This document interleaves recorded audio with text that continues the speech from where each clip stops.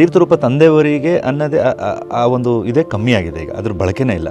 But ನನಗೆ particularly ಕೆಲವೊಂದು ಕನ್ನಡದಲ್ಲಿರುವಂಥ nostalgic ಪದಗಳು ಹಾಗೆ ಹೊರಟೋಗಬಾರ್ದು. ಅದು ಸಿನಿಮಾ ಮುಖಾಂತರ ನಾವು ಉಳಿಬೇಕು. ಅದು ಸಿನಿಮಾಗೆ ಆಪ್ಟ್ ಆಗಿದ್ದಾಗ ಅದನ್ನು ಬಳಸ್ಕೋಬೇಕು ಅನ್ನೋದೊಂದಿದು ನನಗದು ಪರ್ಸ್ನಲ್ ಇಂಟ್ರೆಸ್ಟು ಮತ್ತು ತುಂಬ ಈ ಕತೆಗೂ ಕೂಡ ಆಪ್ಟ್ ಆಗಿತ್ತು. ಹಾಗಾಗಿ ತೀರ್ಥರೂಪ ತಂದೆಯವರಿಗೆ ಇಲ್ಲೂ ಕೂಡ 4 ಸಾಂಗ್ ನಾನೇ ಬರೆದಿದ್ದೀನಿ. ಅಂದರೆ ಒಂದು ಕಂಫರ್ಟ್ನೆಸ್ ಇರುತ್ತೆ, ಅಂದರೆ ಜೋಗ ಅಂದರೆ ಯಾವುದು ಬರೆಯೋಕ್ಕೆ ಇಷ್ಟಪಡ್ತೀನಿ ಅಂದರೆ ಕತೆಗೆ ಅಂದರೆ ಆಪ್ತವಾಗಿ ಅಥವಾ ಸ್ಟೋರಿ ಟೆಲ್ಲಿಂಗ್ ಹೋಗುತ್ತಲ್ಲ ಆ ಥರದ್ದು ಹಾಡುಗಳನ್ನ ಬರೆದುಬಿಡ್ತೀನಿ. ಈಗ ಎಕ್ಸಾಂಪಲ್ ನಮ್ಮದ್ರಲ್ಲಿ ಮೊದಲನೇ ಸಾಂಗ್ ರಿಲೀಸ್ ಮಾಡಿದ್ದು ನನ್ನದೇ ಜಗದಲ್ಲಿ ನಾನತನ, ದಟ್ಸ್ ಎ ಕ್ಯಾರೆಕ್ಟರ್. ಇದು ನನ್ನದೇ ಜಗದಲ್ಲಿ. ಈಗ ಎರಡನೇ ಸಾಂಗು ನೀ ನನ್ನವಳೆ, ದಟ್ಸ್ ಎ ಸಿಚುವೇಶನಲ್ ಒಂದು ಪೆಪ್ಪಿ ಸಾಂಗ್.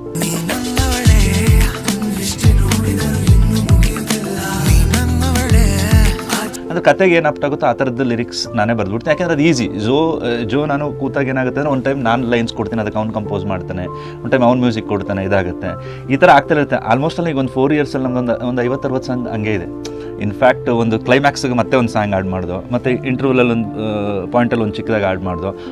ಅದು ಆ್ಯಡ್ ಮಾಡಿದ್ಮೇಲೆ ಮತ್ತೆ ಬೇರೆ ಇನ್ನೊಂದು ಸಾಂಗ್ ಯಾವುದೋ ಏನು ಐ ಗಾಟ್ ಒಂದು ಟ್ಯೂನ್ ಬ್ರೋ ಅಂತ ಅಂದ್ಬಿಟ್ಟು ಇಲ್ಲಿ ಕಮ್ ಓಕೆ ರೈಟ್. ಅಂದರೆ ತುಂಬ ನನಗೆ ಎಂಜಾಯ್. ಆ್ಯಕ್ಚುಲಿ ನನಗೆ ಲಿರಿಕ್ಸ್ ನನಗೆ ತುಂಬ ಇಷ್ಟ, ಪೊಯೆಟ್ರಿ.